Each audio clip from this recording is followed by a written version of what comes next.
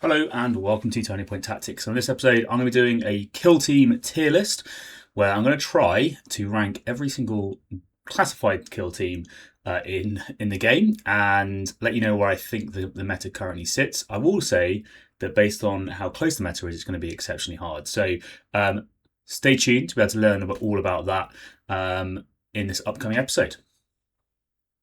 Hello and welcome to Turning Point Tactics, the competitive Kill Team 40k YouTube channel focused on giving you the strategies and tactics to seize initiative every turning point. I'm your host Ryan, and I'm here to help give you the tips and tricks that elevate every part of your Kill Team experience. So no matter if you're a casual or a competitive player, there should be something here for you. If you're interested in supporting the channel, there's a few ways you can go about doing so. You can join the Patreon, where you get access to members only Discord, Patreon priority questions, early access to content, exclusive content, and tournament awards.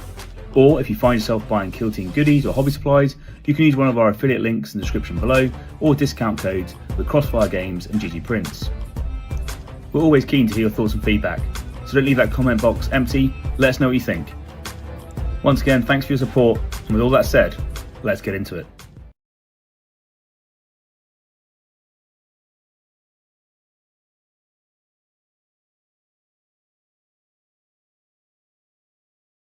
And I'm going to talk about where I am with the initial meta. So firstly, you're going to see, as I said, all the declassified teams are just chucked to the bottom. I haven't ranked those, right? They're all just chilling out down there.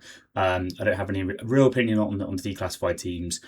Maybe I'll do a separate video at some point just looking at declassified teams.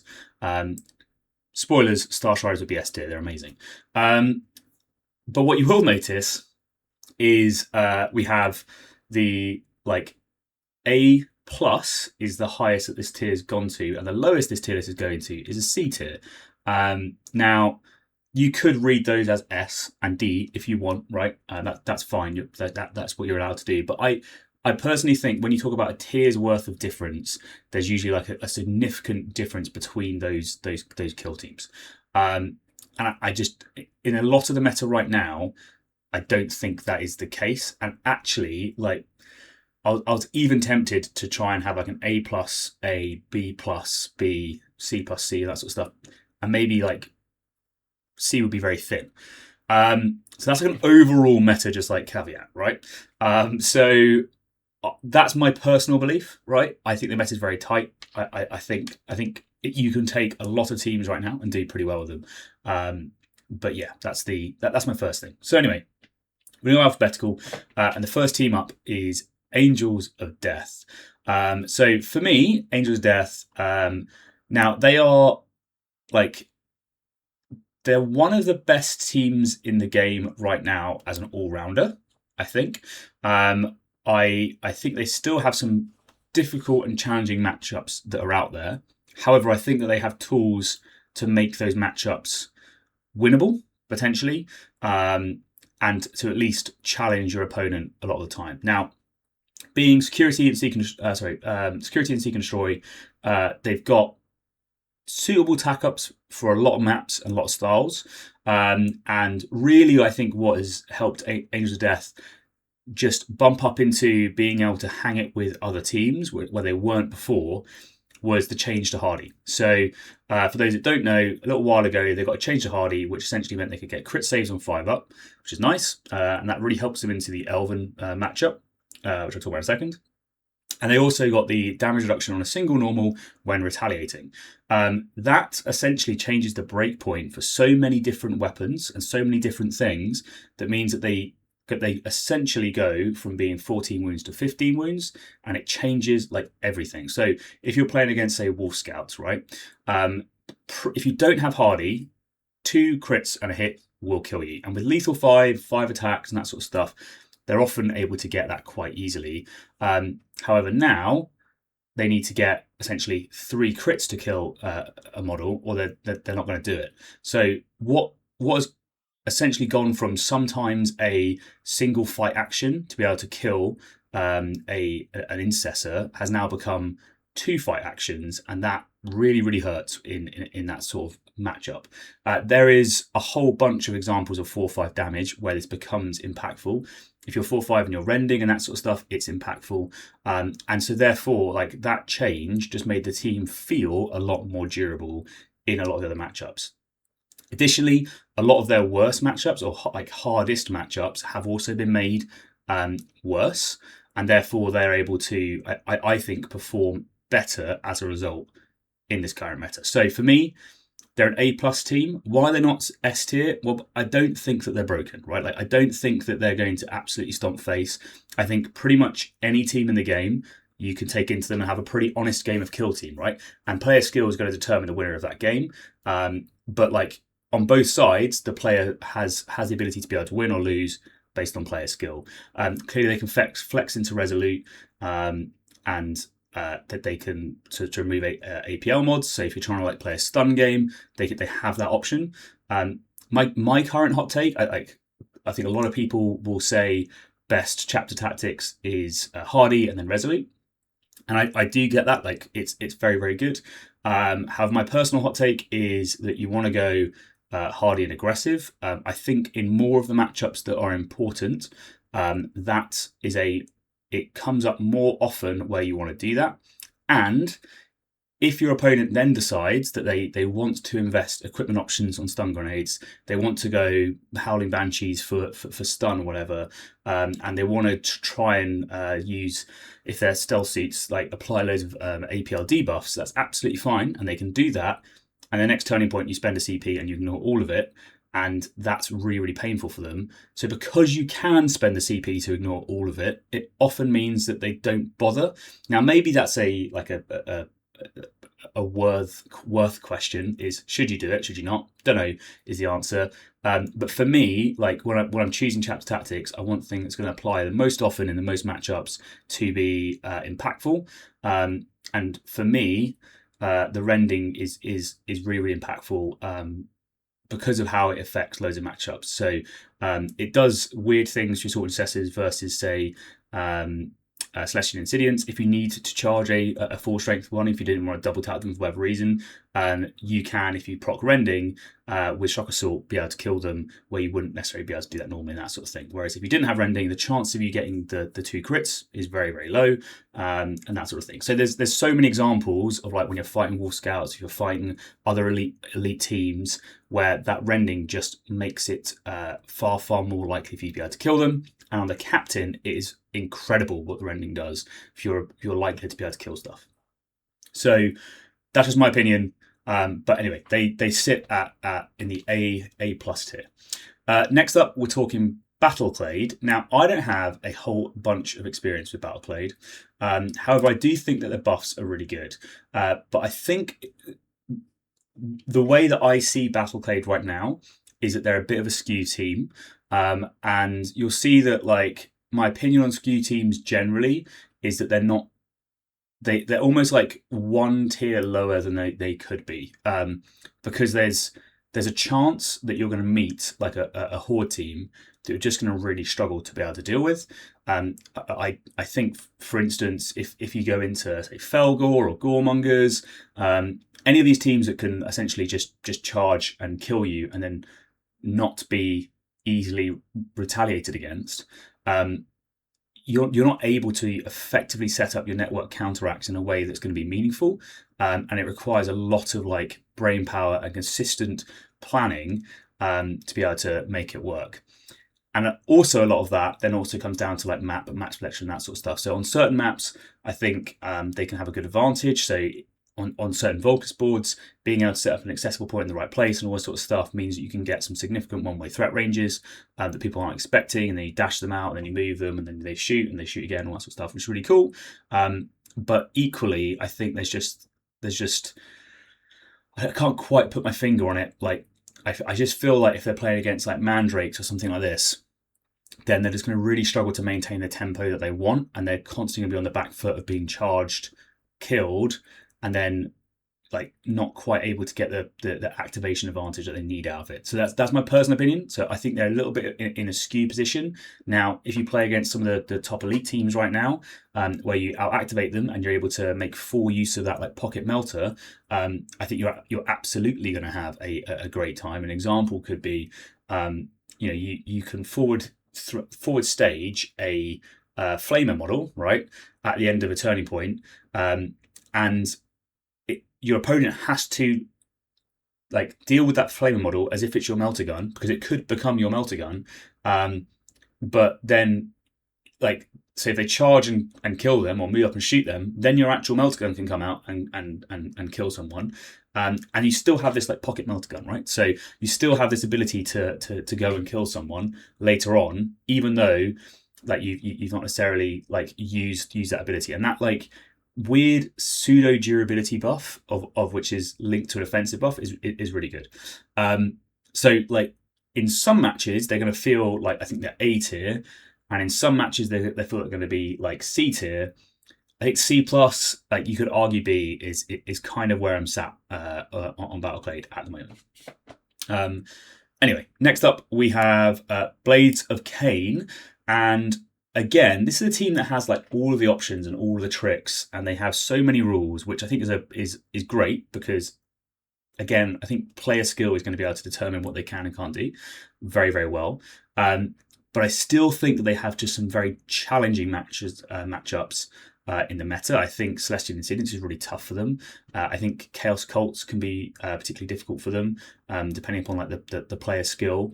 And I think things like Wolf Scouts as well can also be quite challenging. So, you know, that being said, like they've got loads of cool stuff. They've got loads of tools that you can definitely win a tournament with Blades of Kane. Like, I would not be surprised to see a player win a tournament with Blades of Kane. But I think they're like solid middle of the pack. I don't think the Striking Scorpion 3-up save changes much, in my opinion. I think it's nice. It's cool. It's, you know, it maybe helps you against matchups which you were already probably fine against. So an example would be you're now better against, say, Scout Squad, because Striking Scorpions are more likely to survive a shotgun from a scout. Cool, but like, did you care anyway? Probably not. Like, you're already probably going to win that game. So I think often it's skewing the matchups that where you were doing fine. So I personally think it matters too much. I might be wrong on that. You know, if you're a Blades of Kane enthusiast and you think actually that has completely changed the way the team plays, then fine. If all of the operatives went to 3-up, I think that would be a completely different story, because I think a lot of the time people get the most value out of the Banshees, and I think Banshees are often what kind of make Blades of Kane really effective. And a blended team as well for the bit of the shooting and that sort of stuff is probably what you need. So anyway, I forgot to say, like, this is a rending team. I should have mentioned the Hardy. The reason why I like Hardy is because it stops you get enough crits, and then with the transhuman you can upgrade crits, and therefore you can potentially make an entire rending shot whiff, which is cool. So yeah, Blades of Kane, I think solid team. They can do really well. The fact they've accessed all attack ops is great. They like the dominate changes. It only helps them, doesn't hurt them. Although I don't think you are taking dominate on this team, in my opinion, into elites. But hey, it gives you an option. So that is Blades of Kane. Next up, we're going to Brood Brothers. Now, this is a team that I've struggled to place. I'm between A and B.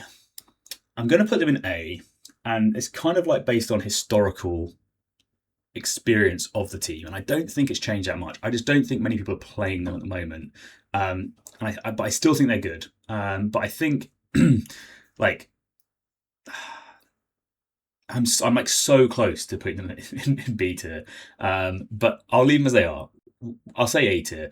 Like, I think they're a good team. I think they, if they're played correctly, that they definitely have the tools to be able to take down some of the big meta baddies. I just think you need to be careful how you use them. You have to make sure you use your threats really effectively, and you want to make sure that your like horde game plan is locked in. But like, as I said, I haven't seen them too much in our current meta. I think they are challenging to play. I think, like, to be fair, most of the horde teams are. But I think they can also do some really good objective hold, like crit up play with their icon. The little grubbly guys are fantastic for expendable throwaway models, to make that sort of turning point to trade into a lot of teams just feel very good, because you can essentially put forward something that you don't care about at all, and then they have to commit something that they do care about often in these scenarios. And then you have a lot of counterpunch. And it is worth noting that like the amount of movement shenanigans this team gets is pretty significant. So just being able to do the free dash, being able to do the climb reduction, all that sort of stuff is really impactful for being able to play on a lot of boards. And they have access to all those things. So again, I think they're a solid horde team, but I think they sit in A tier. However, you'll probably see that they're going to be right at the bottom of that A tier. And you could maybe push them into B. But I know that there are some very good players that play Brew Brothers that maybe think that I'm absolutely mental by even suggesting it. Next up is going to be Koptic Circle. Now, this is another team that I am like 50-50 on. Because I'm not too sure just how impactful the nerf's been to the Tomb Crawlers, but I know that good players can still win consistently with them. So I don't think that the wound reduction has made them like in any way unplayable, but I think it does make them like easier to play against.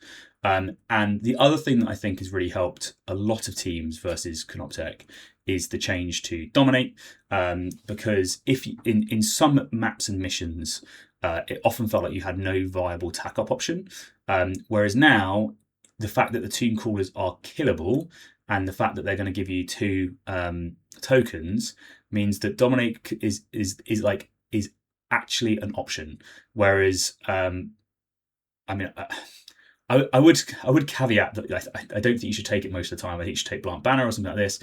But if you're on a map where you know that you can't play Plant Banner, then it now means that you can play Tack Up. Whereas previously, some teams, when they looked at Koptic, looked at their available like Tack Ops and just went, I can't score any of these Tack Ops against you, and therefore I'm completely screwed. Because you're just gonna like win on tack up points and differential, and they can then just focus on just trying to reduce your crit up. They're going to get like 4 on their retrieval, and you're sort of pushed out. I think it's a really challenging sort of play style to go against, and I think they still have all of those strengths. But I just think some of the key bits that like meant that it felt almost oppressive have now gone, which in my opinion, is a good thing. So, for me, I think they are now A tier. I could hear the argument for A+, and sure, like I can see it, but I think like they're now just a bit more manageable than what they were before. And I'm now going to be like lambasted for not putting them in the highest tier, I'm sure. But yeah, so I think they sit in A tier. I don't think I've got any more thoughts on Koptic. I just think that's kind of just generically where they are. I think they remain a difficult team to play. I think you need to be like all over that matrix placement. You need to know how to execute that game plan very well, when to actually commit tools that are like worth something and when not to, and you really want to have an uninteractive game, which I think is why a lot of people don't necessarily like it, because you want to force it so that you basically nothing happens, and when it does happen, it's entirely on your terms. So that's kind of where I think Koptic sit at that sort of top of A. Next up, we have Celestian Incidians. So I think this is also another A tier team. You're going to see a theme potentially. So Celestian Incidians, so I think they have a lot of good matchups. I think they do have some challenging ones, and I think they sort of pose a question often, which is like, can you answer the 3-up saves and the damage reduction in melee? And some teams can answer that very, very effectively, and some teams can't. If you're like reliant on melee output to be able to kill people, then this can be a very, very difficult team to be able to deal with. And I think, but I think that's particularly challenging. There is a risk though with them that they're essentially just a scratch doesn't pop off when they need it to, and their ideal scenario for a just a scratch popping off is in a melee fight where you charge them in a melee fight, their just a scratch works, and and therefore they don't die and they kill you in your own activation. That's like the chef's kiss moment for a Celestian Incidian, or that they can fight on death and kill you, and that sort of strike on death. But that's like that's what they're, I think, trying to achieve often. And I think if you can avoid playing those sorts of games, or that key like moment doesn't happen with the Justice Scratch, then I think it's really, really difficult for them. And that's my like vibe with them, is they feel very, very good in strong players' hands, and they feel difficult to play against, but they don't feel like they're unwinnable by any stretch. So I don't think they're S tier or anything like that. I just think they're a solid team. I believe that they kind of play relatively ambiguous to map type, but I do wonder against some of the hordes if they're going to struggle with tac-op selection, just based on, if you can't get a good banner location or something like this, maybe that's a challenge for them. But you're not that. You're still like 9 activations, right? Like you still got a lot of bodies on the table, and each one is very, very difficult to kill. And if one like enemy just bounces off you, then suddenly you're in a really good spot. But there is always that risk that like they don't get the Justice Scratch when they need it, and it becomes critical. Like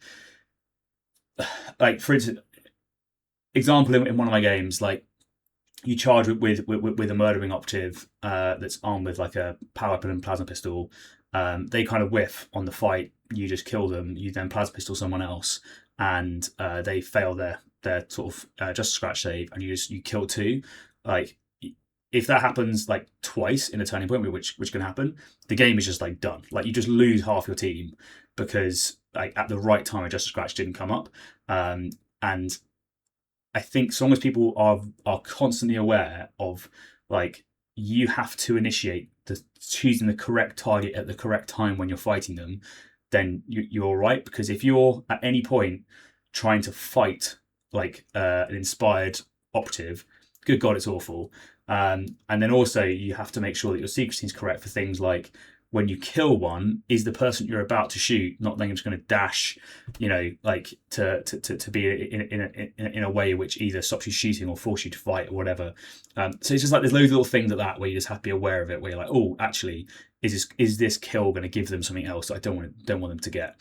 But yeah. Anyway, A tier for me. If you make your Justice Scratch and it's impactful, then yeah, you're into an absolute winner. Next up, now I'm going to put Chaos Cult. I think that they go just above Celestians. Again, this is a team which like they it kind of varies on player skill for me. Like I've seen them played well and they feel like brutally oppressive. I've seen them play poorly, and I feel like it's like, okay, whatever. I'm just clubbing people. But generically, the amount of bodies they have and their solutions to problems with the mutations and that sort of stuff, I think makes them really, really difficult for a lot of teams to be able to deal with. So yeah, I think that they're an A tier team. I don't think they love the change to dominate. I think most of the time this actually hurts them. The fact that the Torments now give away 2 tokens actually hurts them in a lot of the elite matchups, in my opinion, because you'd usually like to throw a Torment forwards to get an early kill in a turning point, and now potentially like, yep, you can do that, you can throw it away, but you're going to give me 2 VP because I'm going to be able to kill it and then run away, and that's not what they want to do, right? So that's actually pretty impactful for them, and I think previously I've always rated them like much higher, but I think for a lot of the elite matchups that actually brings it more in the elite team's favour, which they potentially struggle with a little bit, but a Torment can still absolutely go and tear a Marine apart. They don't necessarily struggle with it. That's one of those matchups, by the way, where when I talked about having 4-5 rending and it being really impactful to have Hardy, this is one of them, because now that they probably want to use the D3 damage of the charge to be able to chip you. I think it's D3, or they have to do the like explode on death. which they can only do so many times, or they have to fight twice, right? So now that, whereas before they could just be like, well, I'm probably going to get 4/5, I'm probably going to get a crit, and I don't need that extra D3 damage. So I'm happy just to charge you, and then if you're forced to like parry out and stuff, then that's also a win for them. So anyway, I think they're A tier. I realise that if I carry on at this rate, I'm probably going to be here till midnight. So I'll try and keep pushing through. All right, next up, it's my beloved Deathwatch. I think for me, Deathwatch are the worst team in the game right now. I'm happy to be told that I'm wrong, but the way in which I see it, for the majority of times, when you compare Deathwatch to, say, Angels of Death, they are essentially the same durability. You become more durable than AOD when you are in a more exposed position and therefore are probably already taking damage, which for most which is just completely unhelpful. So by the time that you've yeeted in my mentality, if my octave is fully in my opponent's territory, it's usually a one-way trip, right? Like they've gone, they're going to go do their thing, and away they go. It's kind of the mentality I have when I've committed an elite model that far forward into the board, right? So if you've done that commitment, then you're not expecting to come back. So it's almost like anti-synergistic to be like, okay, yes, but I'm going to throw you to the wolves, and then I'm going to make you more durable, and hope that you survive the clap back. And in some instances, it will make no difference at all, because like a melt gun is going to kill you just as easily. That doesn't affect anything in that instance. So like I just feel like that they are now way less durable than Angels of Death. They have less APL on the table than Angels of Death. Now, sure, in like a mirror match, you get a counteract, so you get that extra two APL action, which might bring you up. But equally, you might not get a counteract, and they just have 6 boys with 3 APL, and you have 5 boys with 3 APL, and you just notice it, right? Like it's impactful, and they are so prone to whiffs, right? So like if you charge someone and you whiff and you lose an operative, it's a whole kill up point. So that's like the kill up break point is something else, but I'll talk about that in a second. But you lose that like 1/5 of your team, and you don't have a lot of rerolls, so it's perfectly possible that it happens. And you just really struggle. Like you just throw them out there and you go, oh, I've whiffed, okay, and you might just about have enough CP to save like one whiff, but then you don't have enough CP to survive 2 whiffs in a game. So like you're always reliant on this sort of like, I'm trying to avoid these big whiffs, and you just don't have the reliability mechanics that AOD or Nemesis Claw or Wolf Scouts have, or anyone else really. Like they're just far less reliable, far less durable, and they're not that fast. So they're just not very good at the moment. They do like the dominate change into some of their matchups. However, for the majority, it's a negative because they're able to now give up more dominate points. So it's, for them, I think the meta has got significantly harder, and I think that they're just in a bad spot right now when you compare them to other elite teams, which is a shame because I love the team, I love the aesthetic, I love the vibe of the team. But they just don't do it right now. Like on a competitive level, they just don't do it. I think the people that thought they were broken, in my opinion, didn't play the team. I never thought they were broken when I played the team. I think some people did. I think it's because they played against them and they didn't like playing against them because the way it felt, but they didn't have the experience of playing the team. And I think those who played the team or got a lot of experience playing against the team realised that actually they weren't that problematic. It was just people not being used to playing against a 5-man elite team with double counteract, and things like the change to them not being able to fight and shoot in a counteract. Like against top level players, like other strong players, like you're not getting that. Like if they're giving you my last activation is I get to charge like 3 guys, kill 2 of them, and then counteract, kill another guy, and shoot someone else. Like that just doesn't happen. Or like shoot, charge, fight, then counteract, fight, shoot someone else. Like, if they're giving you those multi kills, then it's probably a game that was in your favor anyway, in my opinion. Like, I don't think that's where they struggle. I think where they struggle is the fact that they have no defensive reliability, right? And by that I mean like defensive melee reliability. Sure, you can reroll your 3-up saves, but whatever.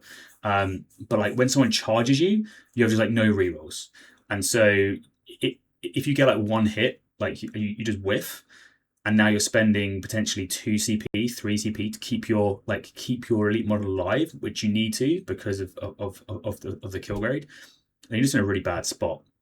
The other thing is with kill graders, I should say, is there's a really weird like point with elite teams, 6 operative elite teams, where they've lost 2 guys and they can afford to lose a 3rd one without giving anything away, whereas Deathwatch cannot do that. So each time you lose a model, it's really impactful. Whereas you have this huge jump, right? So like kill grade 1 and 2 is really easy to get against 6 operative kill teams. Whereas kill grade 3 is really, really hard. Like the difference between losing a 3rd operative and a 4th operative is massive. And it comes up all the time. And so Deathwatch will often, I think, lose that 3rd operative. And you'll kill 3 on each side. So you've lost 3 each. And you come to the end of the game. And then you realise that your opponent you're on kill grade 2. They're on kill grade 3 and they're going up to kill grade 4, just because of the way in which it's worked out. Then they've probably, with activation advantage, been better on crit op than you, and so now you're sort of down in 2 areas, and you're reliant on tac op, where now you're giving away dominate points far easier than you're able to potentially collect them yourself. So for me, my long rant about why I think Deathwatch sadly sit at the bottom of the field. So there we go. Next up is Exaction Squad. I think they're B tier. I think they have some really solid matchups, but they're a bit slow. They're like somewhat predictable. They're not like particularly exciting. Don't have any massive like explosive moments. You know, like the thing that I think they struggle with, in my opinion, is if your opponent makes like a big mistake, you don't really have like I can now get this against you and have a big swing moment, you know, where like double kills and that sort of stuff are very, very hard for this team to be able to get, whereas other teams have that a lot easier. And it's something that I look for is like, is there a way where you can easily get like a charge fight, throw a crack grenade, and potentially pick up a double kill that we weren't expecting? And they just don't quite seem to have that very reliably. And so that's why I think that they sort of sit in that B tier. But against a lot of the sort of the top meta teams, they can play a very good defensive game. So although you don't have these like explosive moments to capitalize win, is how it feels to me. What you do have is a way to be able to consistently keep scores tight, play the crit op really well, control the board pace, control where your enemy operatives are being able to move, and just lock down the board in the way in which you want it, which means you can then sort of score consistently and play a very sort of consistent game to be able to win. So I think that's why they're B tier, but they just lack a little bit of like explosive energy for me that some other teams have. But yeah, so they sit for me in B tier. Next up, it's the Farstalker Kinband, and this is a team that I think, I mean, I've kind of got them between. I'm going to put them just below Chaos Cult. I'm going to put above Chaos Cult. I think they're better than Chaos Cult. I think they might be better than Canoptek as well, actually. I had them below Canoptek earlier, and now I intend to put them above. No, I'll leave them below. But they're good. Like, they're really good. And when you're playing against a good player, I guess the reason why I'm like just on that, I can't quite decide, is because the crit op can be really, really impactful to them. If you're playing secure against Kroot, it is impossible for you to be able to get, well, I say impossible, like a good player is not going to let you get above a 3 on your secure, and there is every chance, and they should be getting like 6 in my opinion, but there is every chance that they are going to poach your home objective on a turn that you don't expect it, and force you to be less than 3, as an example. And that like ability to do that with their last activation, just like boop, yep, done, is really, really tough to deal with. It requires some really, really consistent placement to have area denial. So you need to make sure that you're using control range to deny where enemy operatives can go to, and it is a massive mental tax on your on your opponent to make sure that they are essentially zoning out their home objective and zoning out the center objective to be able to stop that. And if you are doing that and you're zoning out those objectives, particularly with the center objective, you're probably in a position where you're exposing yourself to then being shot a lot by lethal 5, piercing 2 flamer, Dev 3 sniper, all that sort of stuff, right? Like they've got some really chunky weapons that if you're on like an open board, they can definitely be very, very effective against you.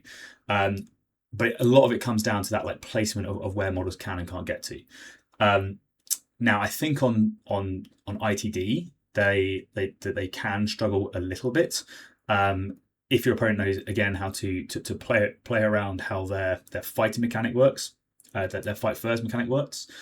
So there's a lot to know about Kroot to be able to counter them effectively, and if you don't know that, it can feel like a very, very difficult matchup.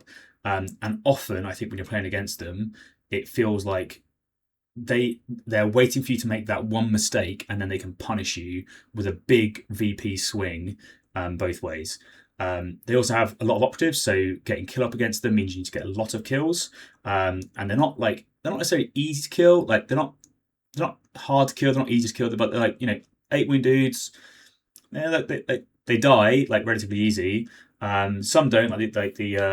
The veteran dude, I forget his name, Iron Beak or something. Not Iron Beak, whatever his name is. The guy that has damage reductions actually ignores crits, and he's 9 wounds. He's surprisingly tough, right? But they just play a very, very good control game, and that's kind of how I think Hordes want to play. Similar to Exaction, but whereas Exaction's control measures are the Nuncio Aquila and an APL mitigation, which you can kind of play around. I don't think it's as easy to play around the Kroot stuff, because you have to expose a model to be able to zone off an area to be able to keep them away. Now, I do think teams like AOD have a good matchup into them. I think a lot of chainswords and that sort of stuff, particularly on a 2-mod map, is particularly good because if you can get the tempo right, you can suddenly just be absolutely chewing through Kroot with chainswords, and if you're killing the right models, it's gross. And the tilting shields null their main melee operatives. And I think the popularity of that as the key elite team to go against is kind of maybe what hurts, and also they don't get as much stun off. So there's bits to it, but I also think against a lot of teams that they just play a very, very consistent game where they will score very well, and you're going to have to work hard to make sure that they don't outscore you, and you don't accidentally give away a huge VP swing. I think my game is ages ago now, but this is Worlds. But I think one mistake in a game I had against Ernesto was a 9 VP swing. So it was it was massive, right? And it's one of those things where you're like, oh my god, I made one little mess up, and they can then go, oh, I've got an answer, which then means I can do this, which is what I don't think Exaction have, in my opinion. So anyway, I think Kroot are, in my opinion, A tier. Next up, it's going to be the Felgore Ravagers. Now, Felgore Ravagers, I think at A tier. This is going to sound weird. I think this team is broken, in my opinion, but it's a skew team, and there are some teams that can answer Felgore and answer it very effectively. At which case, it feels like you don't have a good game as Felgore into them. Equally, they can in fact, I'm going to bring it down here. Because of this fact, right? It's if they are good at killing you and it is a favourable matchup for them, it just feels horrendous. You feel like you have no ability to win that game because you're just trying to chew through 10 wound operatives that are just smashing their way through, and it's horrible. However, if you're I think AOD have a good matchup into it. I think Nemesis Claw have a good matchup into it. I think Inquisition do. I think like Wolf Scout's probably a fine, Murderwing's probably okay. Like there's a lot of teams that just don't seem to care. And then there's a lot of teams that are just like, I can't answer this. Like Battlecade, for example, I genuinely don't know what you do. Because sure, you can throw your Meltgun away and maybe get a kill, not guaranteed. Maybe get a kill versus a goat, frenzy them, then you lose your melter. At which point, like, you do that a couple of times, and you're now just like out of trading pieces, and they've still got this, and like you're having to use your network counteracts to try and confirm a kill against a goat that just doesn't care. And so you have to work so much harder than the Felgore player, in my opinion. But they're a skew team, right? So it's really hard to place them. Like, I personally don't like their mechanics because of the fact that they skew so heavily. And there's other skew teams in the game, but I think this is probably the most egregious example of a skew team, where it feels like a brick wall for some teams, and it feels like a breeze for others. And I don't really know how you solve that easily. I think the frenzy mechanic in general is it just doesn't lend itself well to Killteam. It really takes the agency out of the attacking player. And the best bit about Killteam for me, in my opinion, is the active player has agency should always be the way in which the game kind of plays. And I don't like teams that take that away. Personally, that's my like just vibes for the game. But anyway, so I think top players do exceptionally well with Felgore. I've seen them perform well. I know that they seem to be doing very well in the US meta. They're not popular here in the UK. People don't want to play them. But when they do get played, they seem to perform pretty consistently. So I'm gonna chuck them in A tier. Like a little bit below some of the other teams. I mean, are they better than Kroot and Chaos Cults? You know, debate. But I think they're somewhere in here because I just think that they maybe struggle a little bit with being able to win all of the matchups that they could likely go against. Now into other skew teams. We're talking Goremongers. I think this is another skew team, in my opinion. I think they do it like Felgore, but they're just slightly worse than Felgore. And the reason why I think they're worse than Felgore is so Felgore struggle from the ability to do a sort of a double shoot, double fight mechanic. So if you can double shoot Felgore and you kill them in the first shoot action, and then you shoot them again, you kill them in the second shoot action, happy days, you've killed a Felgore. However, they're 10 wounds. So the likelihood of you killing them in a single shoot action is actually pretty low, right? Like dealing 10 damage in a single shoot action is pretty low. However, most teams are pretty good at dealing, say, 6 to 8 damage in a single shoot action.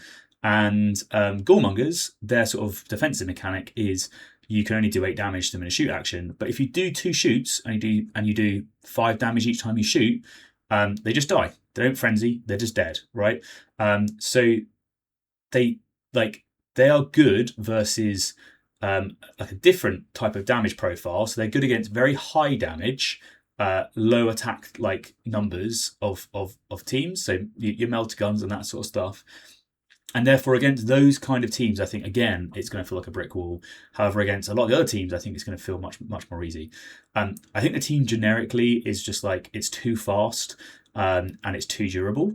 And then, weirdly, that's been balanced out by making them too durable against specific problems and like specific weapons, as opposed to just generically team durable, if that makes sense. And then the durability in melee as well is crazy. So they just go too far, and then they're too durable, but they're not doing enough damage on the other end, which that sounds really weird, but like the amount of times I've seen like Goremonger players just whiff, and they just whiff melee fights consistently, or they go against people that have damage reduction or fights first and pre-parry, or they go against someone who's in a stronghold and they can't get into the stronghold. These sorts of things, right? They just really struggle with those types of abilities, and it becomes like an absolute nightmare for them to deal with. And so that's why I think that they are like, they're still good, but they can still win a lot of games. but they still, to me, I view them as a skew team, but I think they're a worse skew team than Felgore.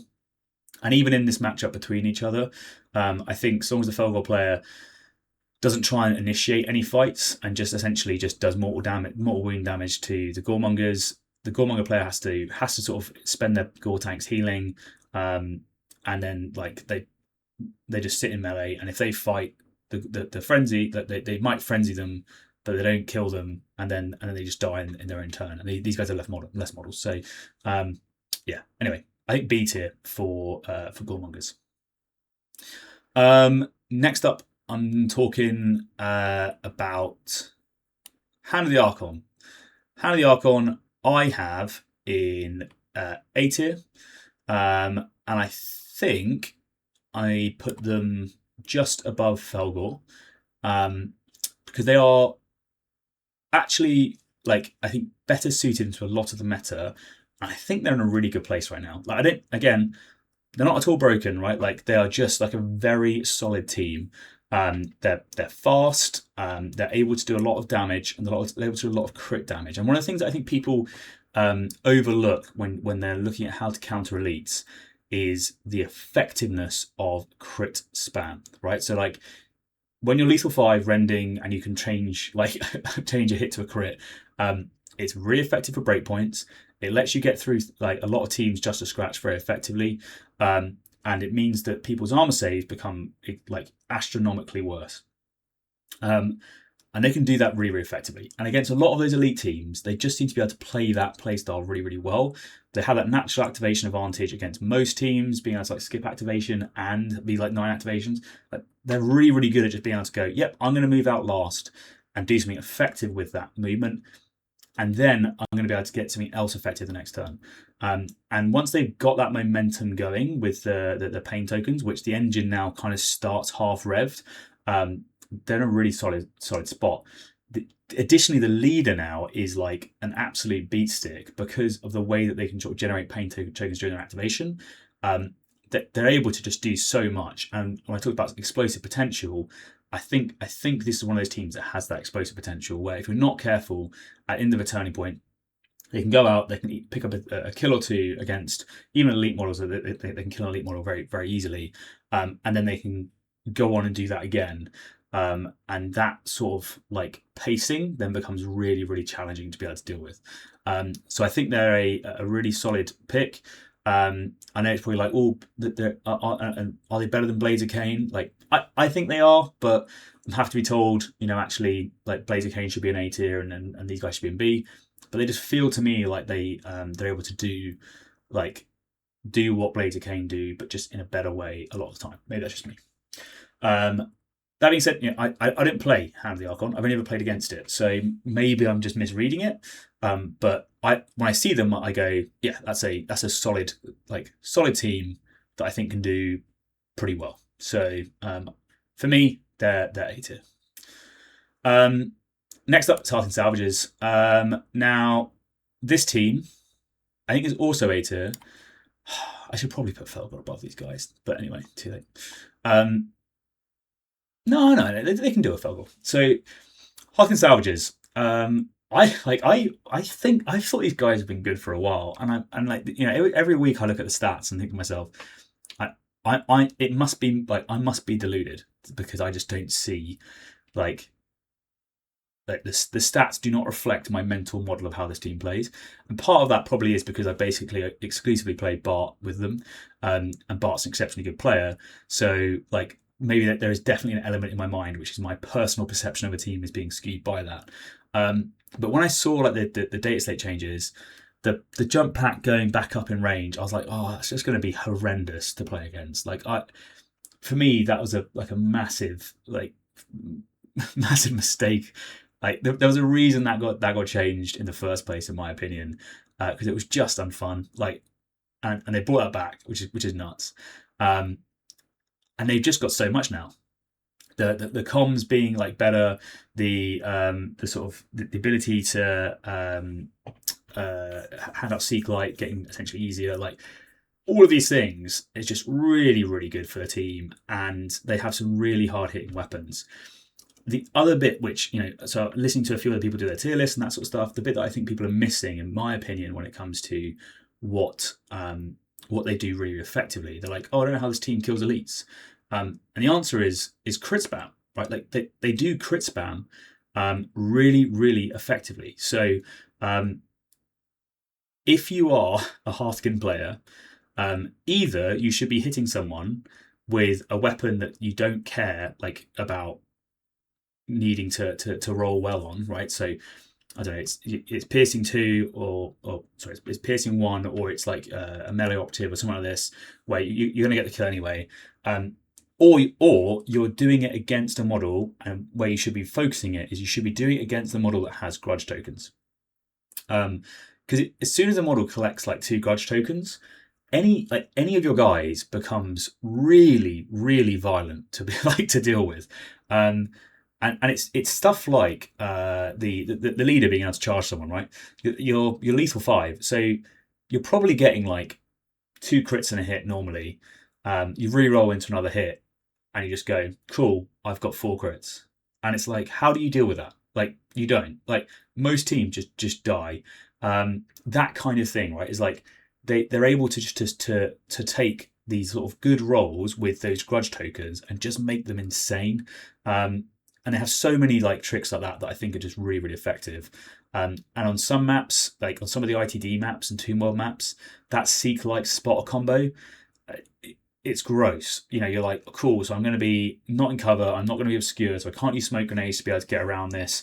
I'm probably going to have a grudge token on me, right? And it's I'm just going to get evaporated. So good players, when they stack these abilities in the right sequence and they sequence the team right, it's just really, really effective. There is a little bit of it, which is their reliability can be difficult sometimes, because if they don't have that proximate firepower, then there's a chance that they whiff. So if you can sort of keep a bit of range from them, that's a chance. And they don't like getting massively threat saturated.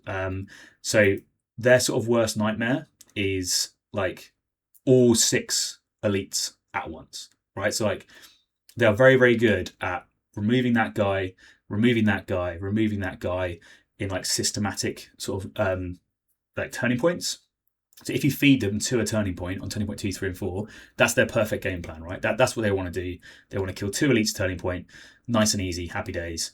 Because the way that the grudge tempo works is they probably stacked enough on someone that they can kill that guy. You move someone forward to kill someone, you then gain grudge tokens, they kill that guy, right? And then they're stacking grudge tokens against the others, etc., etc., and they just kill to a turning point. I don't think they like when they see a big go turn, and then you have to try and deal with it all at once. So, but anyway, I think they're really good. I think they've got great tack up selections. I think they can play security well on some maps. I think Recon is a great backup option for them. I think they're solid, and I think they exist in A tier. I think we're going to see them do pretty well in the hands of right players. Okay, next up, it's the other Dwarf Brothers. Now, I can't believe that out of the 2 Dwarf teams to get buffed, they chose this team and not this team. So Harkin Jaggers. Now I've seen this team played well, and I think by all accounts I probably should have lost that game. But for various reasons, and I think predominantly the reason being that the team just lacks a few tools. I think any other team probably beats me that day, but with a few key whiffs at the wrong moments and some misplays from me, I suddenly win. And that kind of just feels like what Jaegers are to me. They're quite easy to be out of position in because of the way that their movement works. Their reliability mechanics, they're is it called hidden engagement? The one where they get their rerolls from shooting from cover just kind of sucks. So that their main reliability buff turns up in a localized area once they've lost someone, which is cool, but equally not cool, because you as soon as you're saying to a team, hey, because you're losing people, you're getting better. It's always a bit of oh, yeah, okay, cool. So I've sacrificed the model first to be able to get this. And I think they really struggle in some of the elite matchups. there's some pretty good things they can do. So if you're like a melee elite team, you have to be really, really careful with where you charge for the potential like Overwatch shoot mechanics, which can be absolutely brutal. The fact they can do it on silent with their sort of knife throwing dude, the bow dude, and the sniper means that they can like spread those threats out and make it so that any key charge that you try to have just really, really sucks. But I think a lot of the time they struggle on tac ops. And I think that's the bit that they particularly don't enjoy versus elite teams, is how to make a seek and destroy, infiltrate, tac op selection work. Now they can try and do dominate now, which I think is way better than it was before. But it's still, I think, still very challenging for them. And therefore they're always, I think, just a little bit behind in that regard. So slow, yes, but they are durable. That they can do surprising amount of damage. The double pistol guy, like, he's going to give me nightmares because he can spike and do like a lot. I'm pretty sure it's like lethal 5. I want to say it's like lethal 5 rending, and they can turn like a hit to a crit if they're in their little bubble, which just means, and because it's 3/5, just means it's like it just gets a whole bunch of crit damage. And so teams like AOD with that crit 5 save and transhuman is like really important. But the fact that guy can strat phase shoot, so he can like move out in end of a turning point, shoot someone, shoot in the strat phase, activate and shoot, like that's a lot of incoming damage to be able to try and ignore. And it can surprisingly just one tap people. So by no means are they like written out of the meta, but I think they're one of the worst teams, just based on tac op selection, that sort of thing. Okay, I kind of have to have an A plus team now. We're up to Higher Tech Circle.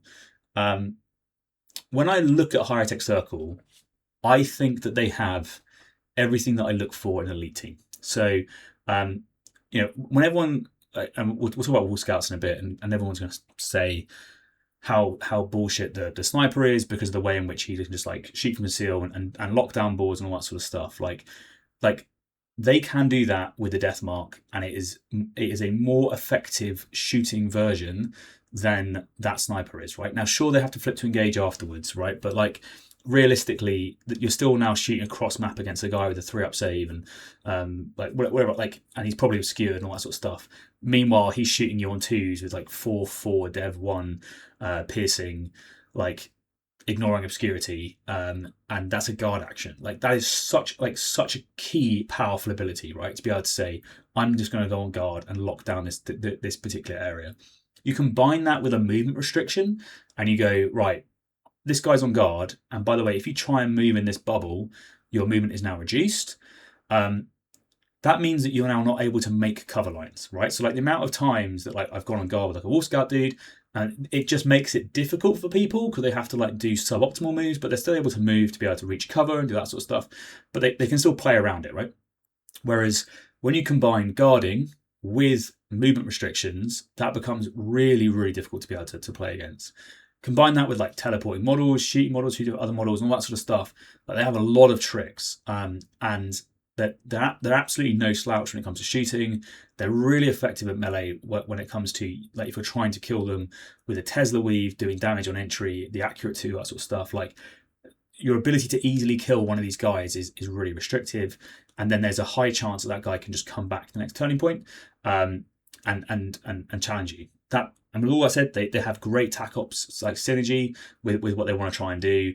I just think that they play the game really, really effectively. And now Kill Up being back to normal means that they can just play it, an absolutely solid game. And I think against a lot of elite teams, being out activated against them, and just having to try and deal with those key abilities feels horrendous. Like there's certain teams that when you look at like the matchup against High Tech Circle, you think to yourself, I genuinely don't know how you deal with that. Now again, personal bias, right? Because when I think about playing against High Tech Circle, in my mind, I'm playing like Dan Barton with High Tech Circle, who's a phenomenal player, right? And he is making full use of these things. He's making sure that the guard is in the right place, the mine is correctly positioned. When he's moving models forwards, it's always for a purpose and that sort of stuff. And it's to try and get these effective trades. And so that's why I also play elites, so which I think I'm very good at countering. So like I think that they're an A+ team. Like I don't think they're like completely busted, broken? Maybe they are. I guess time will tell, but I think that they sit there. That's my personal opinion. One of the best teams in the game right now. Next up, we have Imperial Navy Breaches, and they're also going to go up into A+ tier. And I think that they go just above AOD, and that's going to probably surprise people. But I do think that they're better than AOD. Why? Because I think they're better against the rest of the meta the majority of the time, and they just Horde teams have a little bit more. What's the phrase? Resilience against like random variants, right? And Breaches have better resilience against random variants than, in my opinion, AOD or those sorts of other teams. So because of the way that their health pools work and that sort of stuff, and because of their damage reduction, they essentially are very reliably surviving a lot of attacks. So you have to commit a surprising amount of effort to kill a Imperial Navy Breacher, more so than you probably thought you would, right? Because an armsman's 8 wounds, right? But he's probably -1 damage. So it feels like he's 10 wounds. And I've already talked about how I think Felgore at 10 wounds is a really tough breakpoint. It is a tough breakpoint, and if you give them a 4-up save, it's an even tougher breakpoint. And so each of these models, when you're trying to kill them, it's really hard, unless you have a very high damage weapon, to kill them in a single activation. So you're then in this scenario where you're like, okay, so actually getting through that breakpoint is really, really challenging. So AOD being an example, you're sort of reliant on killing them in melee and either parrying them out or getting enough crits through that you can then get the damage that you need to be able to kill them, because you essentially become I'm pretty sure it works against both Normals and stuff, right? It's, I was going to double check to make sure I'm not going, yeah, it is right, yeah. So you come 3-4. I just how do I double kill them? I don't think I can. And now if you don't double kill them, they're gonna shotgun you, and 4 damage shotguns, they legit slap. They legit slap. And they obviously have loads of other tricks with the skull, which can do a crazy threat range and explode and that sort of stuff. They have good gunner profiles. The gunners are even harder to kill because they're 9 wounds, so you're again less likely to try and kill them. They're what's the ploy called? It's called Overwhelm Target. Yeah, no, that's the wrong one. Lock It Down. Sorry. Lock It Down is really, really impactful on 3 objective maps. So being able to say, I'm going to control this objective and have a higher APL control. Again, similar to the way Exaction can do it. They have this control ability on the map. But when they're putting someone there, that person is very, very durable. So they're okay, here is someone that they can put forwards who is able to survive and just do a good job of surviving. And you have to commit a lot to be able to kill them. And so as an elite team, as an elite player playing against them, I'm always worried about, if I can't get a double kill, how am I going to shout? How do I swing the game into my favor? As a horde player against them, or mid-range player, if you can't effectively trade, so you can't get a kill for a kill, same question, right? How do you deal with that? How are you getting around this sort of this damage reduction and wounds pool? So perfect example, Crete, for instance, their 3-5 is a massive change for them, right? Because now that essentially becomes their crit damage becomes 4. So there's a chance that if you get the crits through, you can kill them, or you're hoping that you get and the answer for AOD essentially is, with aggressive and that sort of stuff, is that you get sufficient hits that you can parry out theirs, or you can strike with a normal and have enough crits left over that they can't parry, and you just get to strike them till they die. But for a lot of teams, they can't do that. So yeah, I think Breaches are in a really strong place. I think their attack up synergy is great. I think they're a really good horde. I don't think they're broken. I think it's really solid. I think in the right hands, they can do an exceptionally good job. So that is Breaches. Next up, is going to be Inquisition. I think I'm going to put them at the top. This is going to be like, I think everyone's going to go, hey, you're crazy. You're crazy. Inquisition, the best team in the game. I think they might be. Now, again, okay, so I should probably put some caveats on this. They do have some reliability issues, but like equal skill opponents, maybe equal skill opponents is unfair. Maybe they do need to come down a little bit, because I guess like in a completely sterile world, Inquisition, like if you know all the rules and you know when to use your absolute authority and you're great at reading the board, and you made all the right picks on operatives and that sort of stuff, then they're potentially one of the best teams in the game. But they're exceptionally hard to play, and you're always like a couple of moves away from a whiff. So okay. I've talked myself into shuffling down. I'll shuffle them down, but just be aware that I think this might be the best team in the game. But okay. So Inquisition, I think they can do a number on elite teams. I think their ability to use denounce is really, really, really impactful. Their reliability mechanic is really useful into elite teams, and they like being able to take obviously Kasrkin is really strong. Their ploys are all really good.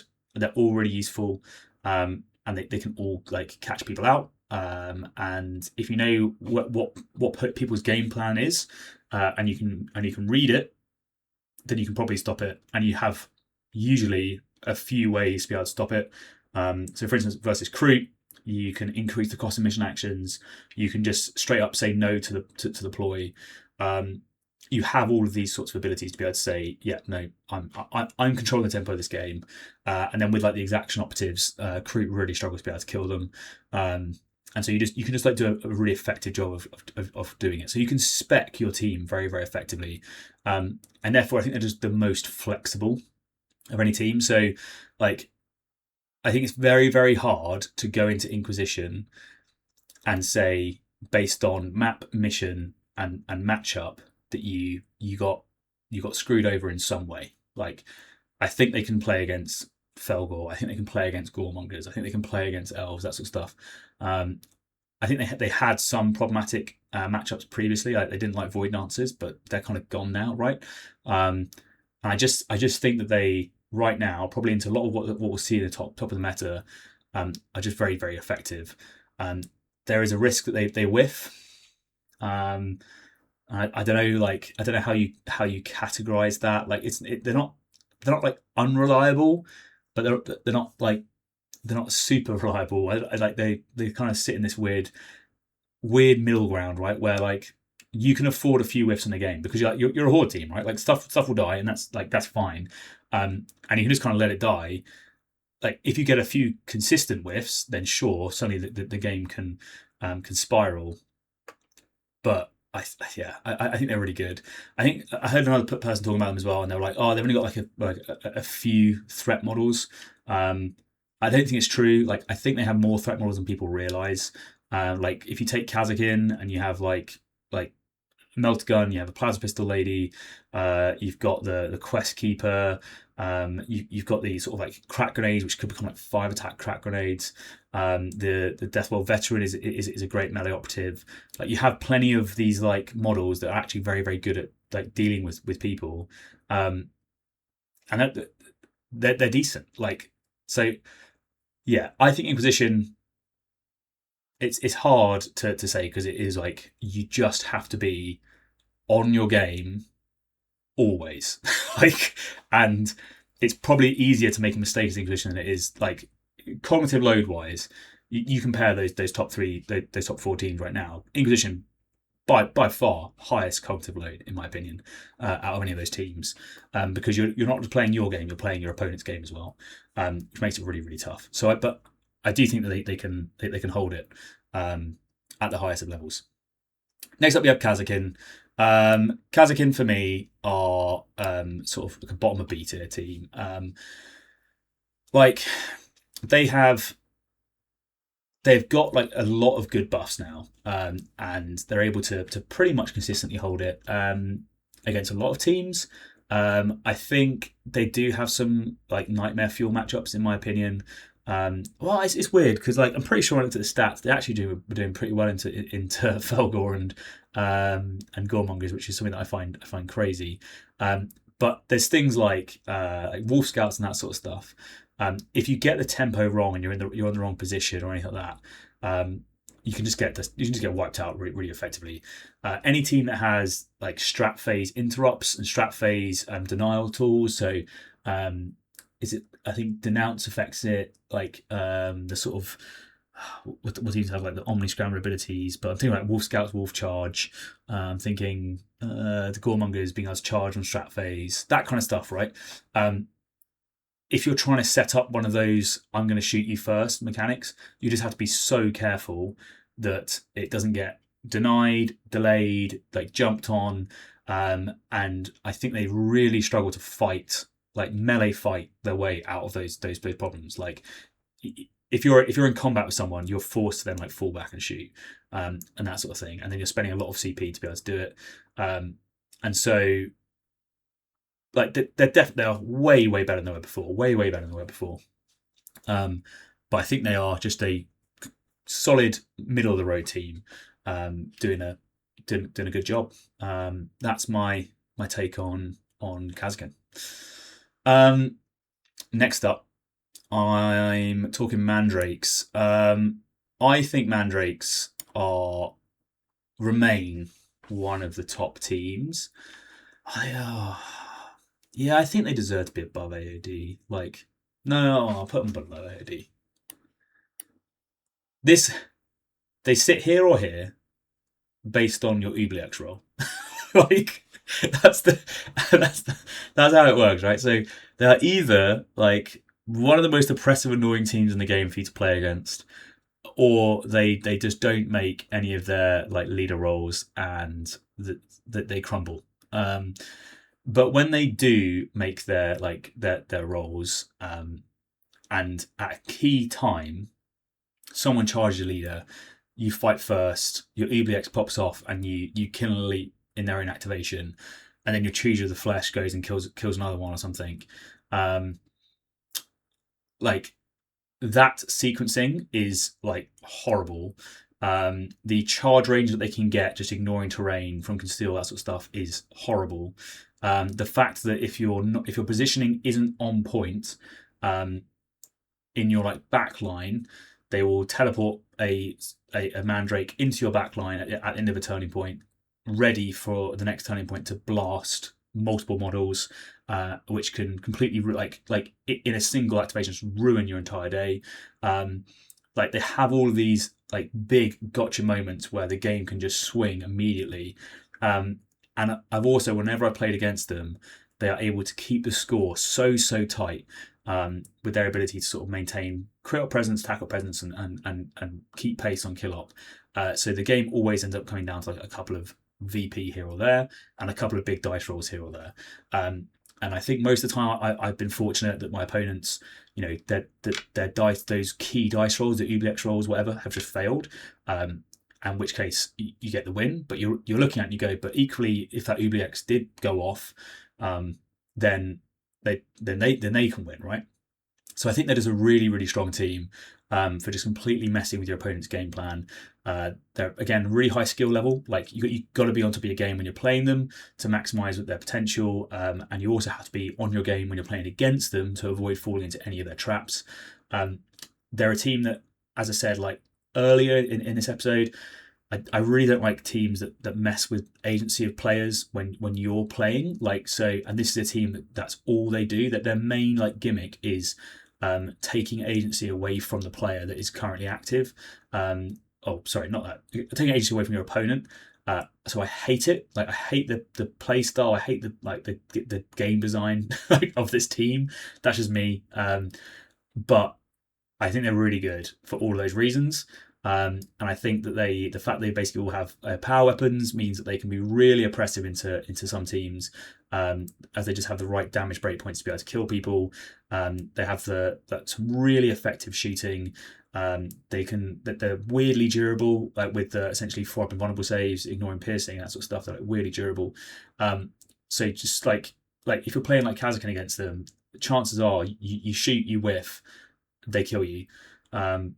You know, and that you repeat that multiple times, and then potentially you get in a scenario where you've not been able to activate the right model at the right times. Then you lose momentum. The dirt will kill someone else, or you miss position and they now have a blast shot into 2 of the key models in a turning point, and you now have to use your initiative to avoid getting blasted, and maybe that blast threat is within the bubble of the leader as like a scenario which is just like, oh, like even if I win initiative, I'm now screwed. Is like a horrible position to be in. But I think that's why I think they're top of the meta, in my opinion. Okay, next up we have Murderwing. Murderwing for me is going to go in A tier, but right at the tippy top. They might be like bottom of A+. The only reason they're not, and the reason why I think they're here, is if the game was just played on Volkus, I think this team would be A+. Because all of their reliability mechanics on Volkus just are basically constantly on, right? So like you're constantly getting rerolls, you're constantly getting in both defense and offense, because you're positioning on vantage, and then when you're not positioning on vantage, it's because you've moved out to do something.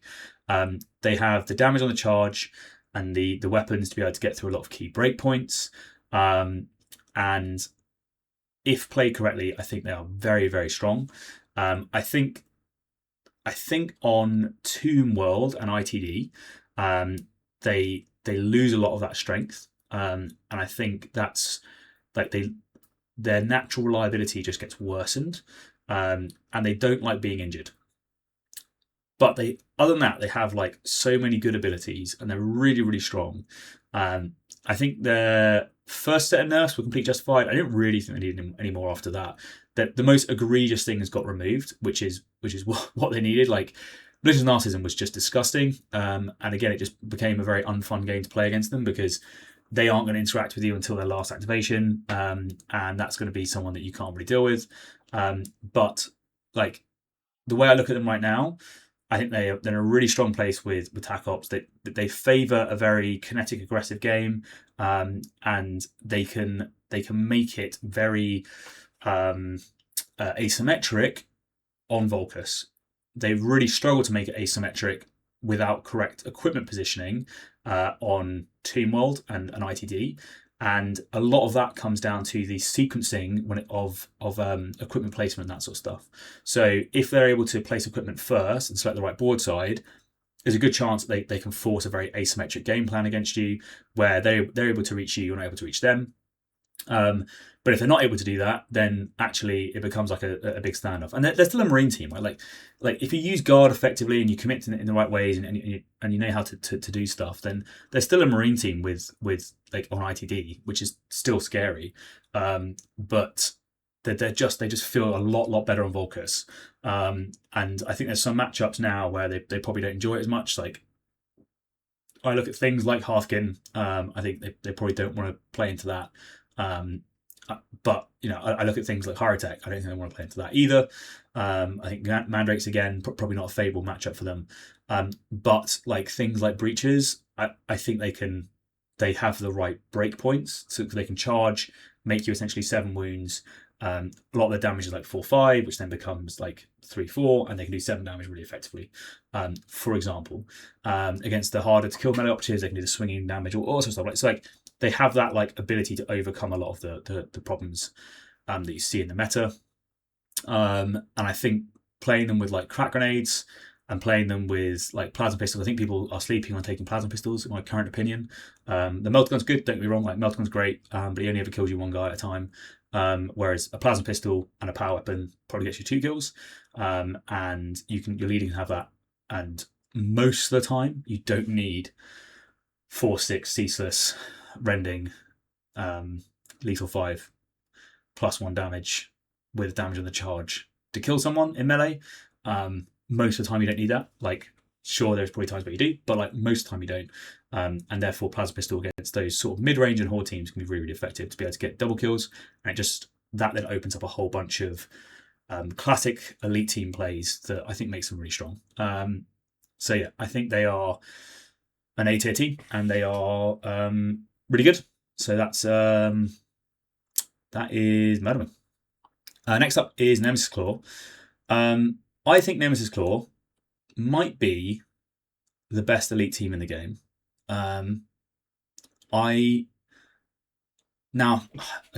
Caveat. This at the moment is theory based on what I see of the meta, and I haven't actually played as Nemesis Claw. But I've played as the others, and I've played against Nemesis Claw, and I think they have the secret sauce to just really challenge a lot of the meta. So examples being, malicious narcissism now can be useful, but against an elite mirror match that gains you nothing. Like, it doesn't help you at all against an elite mirror match. Skipping an activation against an elite mirror match gains you everything and is massive. Like, that is huge. So the fact that this team got 7 activations is really, really helpful in an elite mirror match. It's really, really helpful if you're playing against like Wreckers, like a team that naturally counters. It can also be helpful when you're playing against a horde team and you just want to keep some big key damage activations just a little bit longer. So being able to skip during the middle is really useful as well. So like it's not all about just getting that last activation, but sometimes it's like the first activation of turning point 2, I'm just going to skip. And then your opponent has to do something with it, right? And that kind of pacing is really, really good. So that's a really good ability. The ability to essentially at the end of a say turning point 2, you're going to throw a guy forwards that's ready to fall back with a strat phase fallback, or ready to go forwards and do a whole bunch of damage. So your opponent is now like forced into taking initiative, but you can then just move away. Like, so you're safe, but they're not safe. That asymmetric advantage is massive, and that's something they can do really, really well. And also their like tricks with the ventriloquist is huge. Being able to flip someone's order. There's not many teams in the game that get like essentially seek from across the board. This team does get seek from across the board because you can move like dash 9 inches and then within 6 inches turn someone on engage, and then you then get the ability to shoot that person, right? Like all of these things, all these abilities are really, really strong. So the damage on the charge, really useful for being able to affect breakpoints on a lot of key models. They're really good at getting like crits when it comes to getting around like just a scratch and that kind of mechanic with either lethal or rending or that's what they have on their main melee dudes. And they have an effective blast threat. They have effective control options with the Terrachem tokens, because against a lot of models, taking 2d3 and then when you next activate another d3 can probably mean that you die. So like you don't want to do that, or you become into a breakpoint range, which is just like not useful. So all of these like abilities, I think, just make them really, really strong, particularly against enemy elites. Like against enemy elite teams, it just feels really, really challenging. I think AOD versus them, I genuinely don't think that's a very favourable. Like I think AOD massively struggle into that matchup. Damage on the charge means that you get past Hardy, so you're now on an even footing, and then all of your melee guys can easily kill one of theirs. And if you get the kill and it works, you get a Grizzly Trophy. You come even harder to kill. And you can become a real nightmare for some teams, like the Skin Thief dude with the minus damage. If you're damage reduction and minus attack dice, like that guy can just become nightmare fuel for some melee teams to be able to deal with, because they're like, well, how do I kill you? And the answer is you don't. So them gaining the dominate buff is really useful. Sure, it helps some teams against them, but it also helps them a lot in those elite matchups where they're already favourable. And so now they have like a really solid tack-up option, and they've just got really good abilities. I think there's a bit of them which is like a reliability issue. So I think they're not like, because everything is melee, right?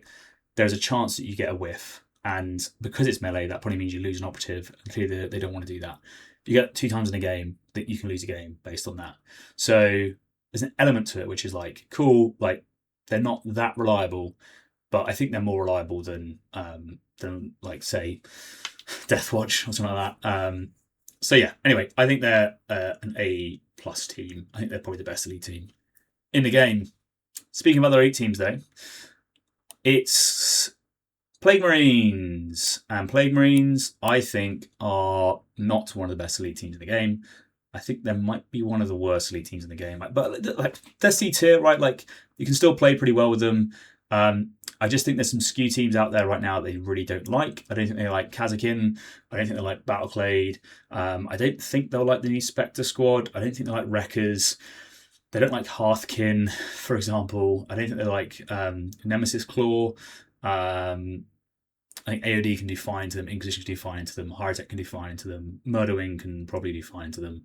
If you're starting to get my sort of drift of a lot of the teams that are currently in the meta, I think, do well into Plague Marines, and Plague Marines don't necessarily do well into them. And I think with the only being able to move 5 on the majority of maps, you have to stage in a position where you are within your opponent's threat range and you're not able to project the same threat back.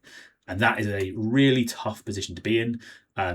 Small base horde teams can probably zone you out with terrain blocking and route blocking to be able to make that a one-way trip for you. And it just means that you're just struggling to project the same threat range that you want to. Your melee operatives aren't able to charge as far, all that sort of stuff. Your durability mechanic is good, like being able to get that damage reduction and guarantee it when you need it. But sometimes it just doesn't matter. Like against a Meltgun, it just doesn't matter. So you have this durability mechanic where you're like, well, you hit everything, so I'll just die anyway. Cool. Like that kind of thing, I think, makes it really, really tough for them. So it's the lack of speed, which means that I don't think they're able to perform quite as well as the other elite teams, and their durability doesn't work as effectively. Now, clearly, you can still do well with them. I'm not saying that you're not going to lose every game by playing them, but I just think that if you're against similar skilled opponents the majority of the time, trying to get through like a 4-round tournament and not bump into matchups that you think are really, really tough is going to be difficult, because I look at a lot of the field and I think, Hand of the Archon is going to crit spam you. I think Koptic is going to just throw out minor guys and then banish you when you try and move out there. There's so many teams that I can think of right now that I think are going to do a very, very easy job in dealing with Plague Marines. But maybe I haven't seen them play to their full potential in my local meta. So I'm excited to see if people think I'm wrong on that one. But the way I read it right now, I just don't see it. Next up is Rattlings. Rattlings, I think, are a C+ team. I think they're a little bit better than Battlecade. I think they kind of just play like a worse Kroot, in my opinion. I can't quite put my finger on it as to why they're not really good. But I just think that they're not quite there. It might just be that the way that their sort of movement shenanigans work, like they're kind of cool, but they're just like, I don't know. I don't know what it is. I think it might be the fact that their damage output is reliant on them sort of setting it up the turn prior, or the activation prior. So you kind of have this like, okay, I'm going to Scarper to be able to shoot this guy and that sort of thing. And then on Volkus, I think you can hide from a lot of their big guns quite effectively. They really don't like teams that can like charge or conceal, which has been like a big part of this meta. They don't like teams that can hide in melee, which again is kind of a big part of this meta. The Borgrins and stuff are good, but they're not they're not crazy good at like fighting. They're okay. They'll do a lot of damage, but they probably won't kill like an elite. So you have this guy that goes in, he probably gets like 3 hits, like probably. You can parry twice, but then you're only getting like 2 hits through, so maybe you do 10 damage. And if your opponent rolls well, then you might not do that. Or if your opponent gets like parry first or something like this, then you might only get like a hit through, and then I don't know, they just don't feel that impactful to be able to counter the main melee threats that I see. And then if you get into that position where you're able to now sort of like hug on and hold on to Rattlings, then you're in a good spot. They're also very susceptible to double kills. So as soon as you start that like trading game, like it doesn't take much for a Rattling to fall over. And so that's kind of why I think they sit where they sit. Now, clearly they have some really cool abilities. They can have essentially poach, right? It's really strong. The Scarper followed by a poach is like a really, really surprising action. The Rattling Bomber is absolutely insane. That guy can just one-shot anyone in the game. I mean, statistically, it just never happened, but it happens every time I play against him. I'm not triggered, you are. And I don't know, but they just seem to be like relatively fair. I'm interested to see how they like. They're very reliable. Like now, everything hits on 3s, and they can increase it to hit on 2s, and then get severe. Like they seem to be very reliable, but I don't know what it is. I can't really put a finger on it, but they just don't blow me away. Other than the Rattling Bomber. Anyway, Raveners. Let's move on to the next one. Raveners. So I think Raveners are really good. How good, you say? I think they are A tier. I think like they might be beneath the Hordes, I think, but they're definitely in this mix. And I think that they love the dominate changes, and they're doing really well on the stats at the moment. So like they're consistently performing at tournaments. They're enjoying the hit and run play style. A lot of the crit ops they are quite favourable for, and a lot of the critical control they can get with essentially the 4 APL leader is massive. So if they sequence things right, their ability to be able to take objectives and that sort of stuff is really, really strong. And I think that they have a lot of play, and they really like the dominate changes. They're another team that is very, very good at keeping the score very, very low. So they make it really hard, I think, for teams to know how to sort of effectively counter them, because they can give nothing away, right? So that they can keep the kill up as low as possible, because realistically doing like 20 wounds in a single attack is really, really hard to do.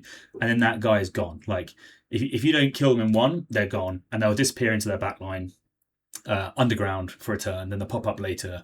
They're going to heal wounds in the interim, and that's it. Like you're not going to see them again until they're back to a break point that's now useful for them to come and do something, or they're going to go back to their home objective, sit there and just tap it for the rest of the game, whatever they need to do, right?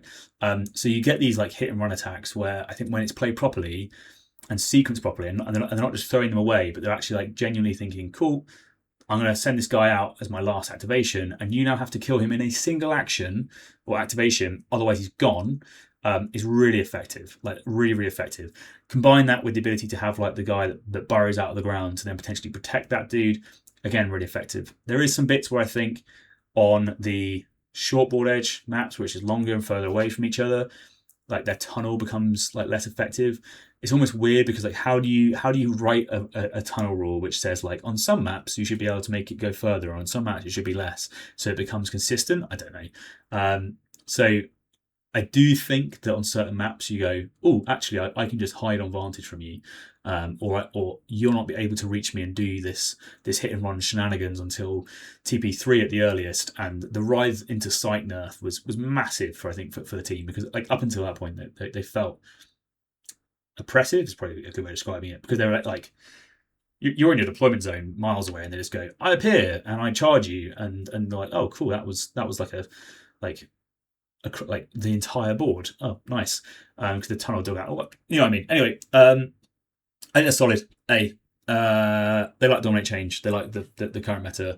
There's quite a few teams out there that I think they'll do quite well into, and they'll enjoy trying to get kills against them. Next up, we have Sanctifiers. Now, I don't know. Like, I genuinely think Sanctifiers are probably like better than this, but all of the stats and data I have says that they're not. So like then I have to sort of listen to my gut as to like I think they're better than these teams. The stats would say they're like the worst team in the game. My gut says that they're not the worst team in the game, but they're on the lower end. I think their main issue is they struggle to kill elites. And so because they struggle to kill elites, I think that's why they exist down here. And a lot of the elite teams that are out there right now have the tools to be able to break through their damage reduction. And that's why I think they're at the bottom, because that meta matchup has become difficult for them. However, I still think they're a solid horde team. I still think they can play the game well. But I just think that maybe they're the worst horde team in the game. Is kind of where I sit on them. But again, they've really fallen out of popularity. I've not seen anyone playing them. So maybe it's just like we're not seeing it. Maybe it's a case of you know, I don't know. I don't know what it is. Like, is it just underrepresentation? Like, will we see a bunch of good players jump back on them and suddenly they shoot back up to the top? But like a lot of the top players in the UK aren't playing Sanctifiers, and when they were dominating with them, but now they're not, and it kind of makes me wonder why they're not doing that. And generally, when top players jump off of a team, it's because that team is lacking in power level, in my opinion. So anyway, I think Sanctifiers are sort of C tier. Scout Squad, I think they like their buffs. I think they're really smart buffs. They kind of address what the team needs. So the team unlocks its potential through a lot of like key abilities that are triggered off CP. And now the leader has the ability to basically generate that CP in an effective way. By using equipment option, you're probably going to take that equipment option anyway. I think sadly it's like you're often not taking the bipods previously because you needed that equipment slot for something else. So now you're going to take it for the CP reduction, which means you're losing something else. So on the surface, it looks like a really good change, but I think now you like it's not all good. Is I guess my point. You've got a lot of flexibility though on where you can hand out your APL and that sort of stuff. So the leader, I think, now is going to be circling in that back line, not doing too much apart from sort of handing out APL buffs and that kind of stuff. I think generically the reason why they rate so lowly is they still, I think, struggle to make the tempo switch on a lot of teams. So teams like Blades of Kane, Hand of the Archon, I'm trying to think who else is like good power weapon examples. Mandrakes, a good example of that. Nemesis Claw, like these sorts of teams, like they can just kill you very, very effectively. Like, and it's very easy for one of their operatives to go in and remove one of yours. And they will do that from a range that's pretty far. The only way that your operative can do the same thing is to essentially do a like move, dash, shoot to be able to match that threat range. And if you do that, like even then, because it's a shooting attack, I think you're less likely to get the kill, which just feels difficult. So I don't know, like it just feels like there's a lot of teams out there that just remove their operatives very effectively. And doing the same payback to them feels a lot harder. But I think they're pretty good against elite teams. I think teams that they out-activate, they quite enjoy. I just think there's a lot of the other teams that they probably struggle against. I think getting those double kills and that sort of stuff really struggles. For instance, their combat knives are nice, but like with 3 attacks, guaranteeing 3 hits to be able to get a kill against like a 7 or 8 wound model is unlikely.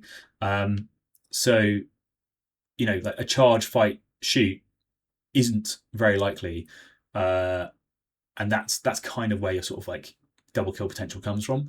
So instead you want to like maybe do like a reposition and shoot twice, but then your threat range is less for that, right? So now you're having to use like hey, I'm gonna make myself move 7 inches with a CP, spend a CP to shoot twice, and then shoot my shotgun twice to get a double kill. That is a once per like turn like ability costing 2 CP and maybe your APL buff from the once a turn as well. So it's like you've invested a lot like to get to that point, and and there's a chance you whiff and they go double kill, right, or whatever. So I don't know. It just feels like they lack that killing potential, but they're still valid. Next up we have Spectre Squad. Spectre Squad I think is a little better than Scouts, but here's my caveat. I think they're a skew team again. I think they're a skew team like Goremongers, but they're a less reliable skew team. But there's certain teams that really don't want to see these guys. And you're going to try and move in and kill them, and they're just going to shoot you in the face first. And the way that you can sequence to beat it is going to be really, really tough. But for other teams, you just have all the right tools to be able to kill these guys. So that could be silent weapons, that could be moving expended operatives, that could be strat phase charges, that could be like shooting in the strat phase, that could be silent conceal en masse, piercing reduction, naming many other examples. A lot of teams, they have these abilities. And so if you have like the ability to charge, like Chaos Cult's example, I'm pretty sure that they can make it so that they're like -2 to hit because you're point blank -1, then your counting is essentially being injured. So you're hitting on 5s and 6s, which just it's just like whiff city, right? Because you don't have any rerolls. So and you just rinse and repeat that problem set multiple times, and it becomes too much. So yeah, like certain teams, I think yes, it's going to be really difficult. They're going to pop you in the face with a metal gun, and it's not going to be fun to play against. It's back to that point of lacking agency during your own turn because your opponent just says, "No, I'm going to shoot you first." So that's like a challenge, but I think that there's probably more teams that can get around those problems than they have teams that are like meta relevant they can beat. So, like for instance, I would hate, like if I was Deathwatch, I'd hate playing against this team. Like, other than charging the Aegis into the Melter, which they would have to give that to you, right? Like, because they're going to move the Melter as the last thing, so he's probably going to go relentless Melter someone in the face and kill someone. But other than them giving me that as an option, which they shouldn't do based on threat range, I don't think there's anyone in that team that can like effectively kill that guy unless I take the Omni Scrambler dude. And now I'm like trying to protect my operatives with an Omni Scrambler to stop that one threat from being able to melt someone, and they can just position that guy last to avoid the strat phase, all that sort of stuff, or run away with him in the strat phase. So like I don't know, like that. It's just an example of a team like that I think would hate playing against them. Plague Marines and like I think would hate playing against all that sort of stuff. But anyway, I just think they're a skew team. I think they're not a great skew team, but they're definitely going to skew against some people. Next up, we are on Tempestus Aquillons. I think Tempestus Aquillons are a better version of Kasrkin, essentially. I think they can do everything that Kaz can do with a better archetype, an extra operative, and they're just pretty solid. I don't really know too much more to say about them. I think they're in a weird place because they're very, very good at killing single models. I think they've enjoyed the elite meta. That is somewhat fading away right now. I still think there's some elite teams that are very relevant, which they'll do very well into. Like they would really enjoy going into Angels of Death, in my opinion. They probably don't necessarily like Nemesis Claw quite as much based on being able to hide in melee, but they should be able to stage their threats in such a way that they don't give away easy hiding spots in Turning Point 2. It would only be in Turning Point 3, and that would be ready operative, so you can move away. But they changed this. But anyway, you know what I mean? But like generically, I think they just kind of do like a slightly better job of what Kaz can do most of the time. But they still have the same caveats. So there's a lot of matchups up there that they don't like, and I think they like I don't know. They're okay. Like they're okay. I don't have too much more to say about them. I think they're okay. Next we have Vespid. Vespid, I'm going to put above Spectre and Scouts because I think they still have like some cool stuff that they can do. I think Vespid, are like a fun team, and we've seen quite a lot of success with Vespid in the UK. People performing well at tournaments with them, but equally, what we haven't seen is like just like dominance of Vespid at any point or anything like that, or like I'd say consistent wins. And I think that comes down to how a lot of their like reliability is just on the team. They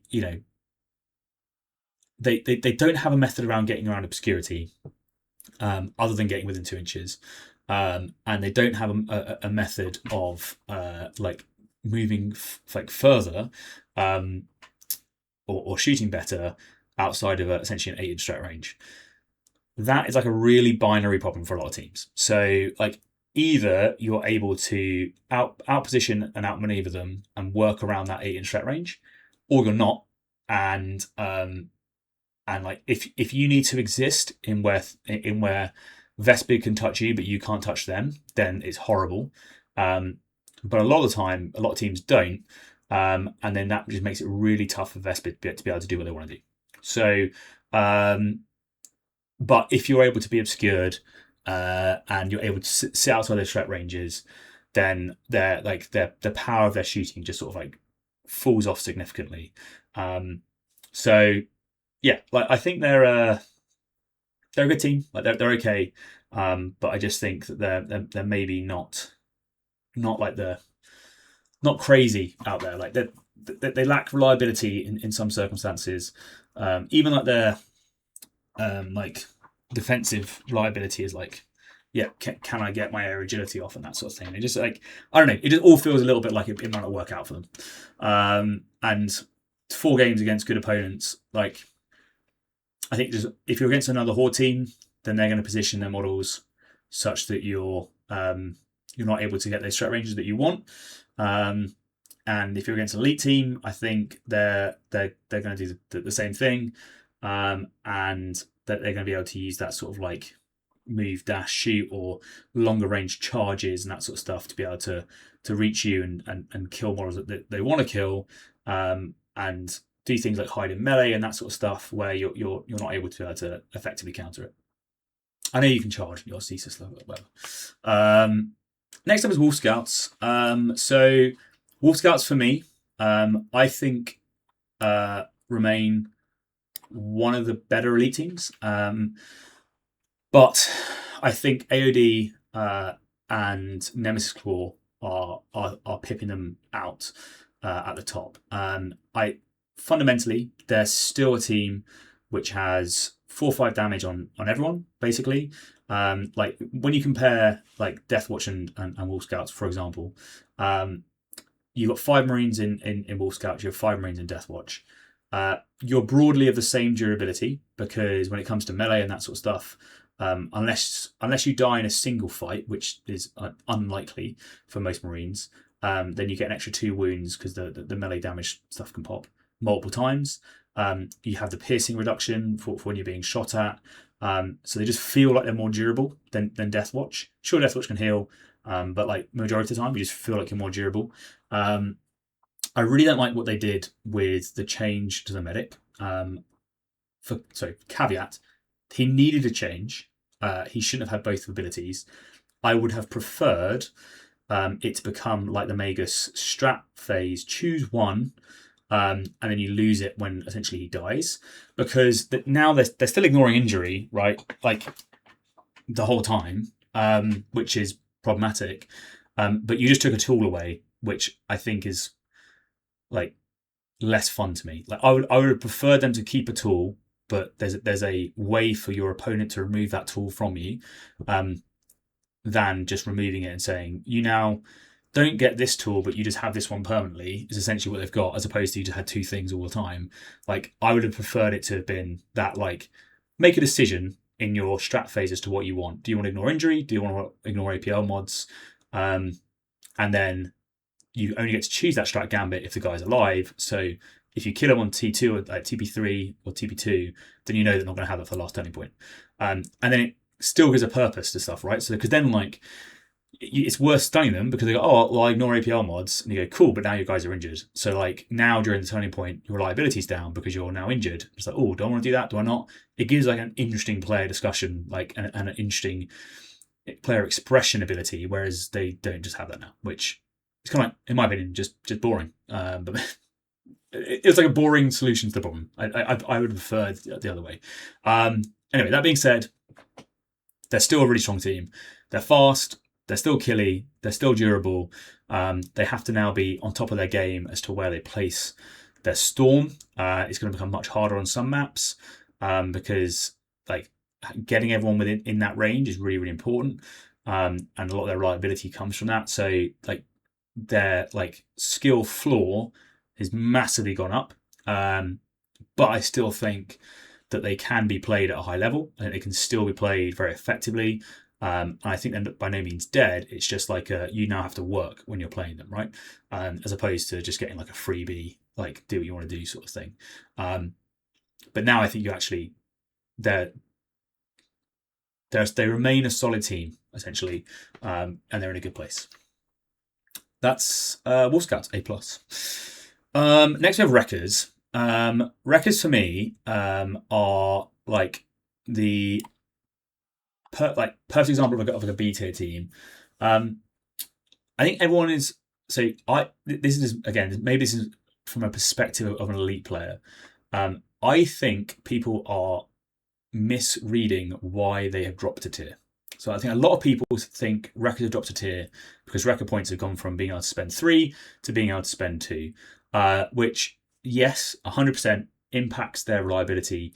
And for sure, you're like, oh yeah, like you can't just essentially whiff and then turn it into an exceptional role, which was a problem beforehand. Because like they would throw a crack grenade, right? And they're like, I got a single 4, so that guy's dead because it's now 4 hits and it's piercing 1, so minimum 8 damage.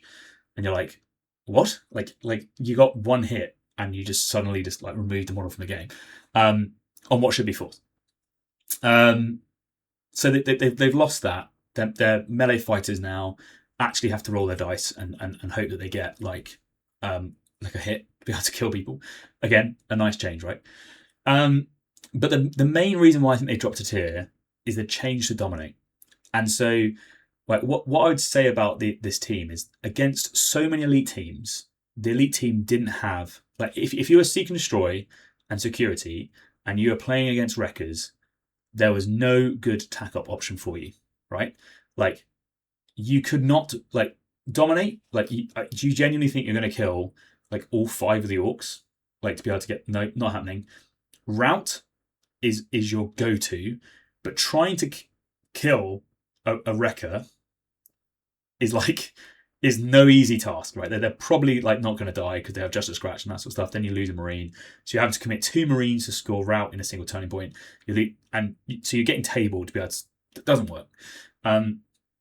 Sweep and Clear was useless.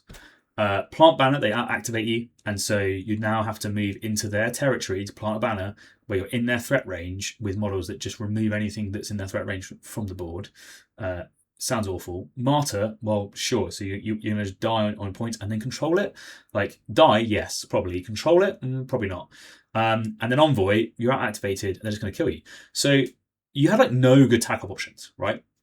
Now you have valid tackle options. Like, if the map is really good for Rout and you have a team, like I think Nemesis will probably do it, like a team that can get through just a scratch and kill models effectively, then sure, like you can play Rout, you can play Dominate.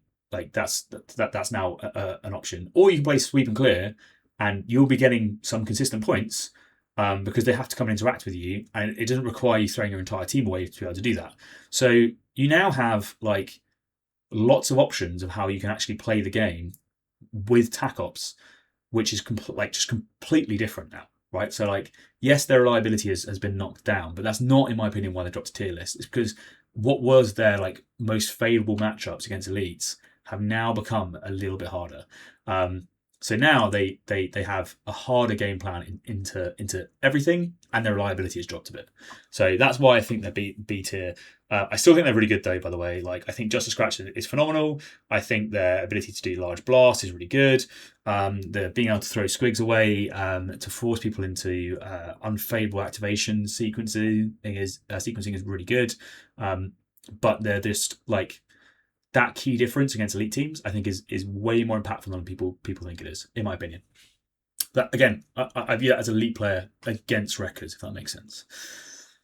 Finally, we have the XV-26 stealth battlesuits. No, I can't put them in. I was going to put them bossy, but they're B tier. Like this team, again, like if you're on a favourable map. So, like, the reason why I'm tempted to put them in C tier is because on some 2 mod maps and some like ITD maps, they can suck. Like they can feel like, oh, cool, I've got this like I can hide from you mechanic, and it just doesn't work because of the map layout and that sort of stuff. And certain teams can just deal with them really effectively. Like I think most of the teams that you see in the A plus tier, I think, are really effective at dealing with stealth suits. And so you're in this sort of like somewhat horrible situation of, how do I actually deal with these teams? But if you're on like a Volcus map where you can do the hide on vantage game plan, like sure, it works really well, and you can do well, and you can make it work. I'm of no doubt. But I just think for a lot of teams, like going into them, it's like, yeah, you're fine. Like it's an okay game. Like we've got some really good players in the UK that I think play them very, very well, and they do very consistently well at tournaments, and they will go 3-1 like very easily or even better, right? But I don't see, like, again, they're sort of like they're a low scoring team. They have a lot of whiff potential. Once players start figuring out, like, cool, I'm going to sit in my territory, so you have to come forward and you whiff. Like the designate is nice, the change there is really nice, but like against horde teams, it's only effective against a single guy, right?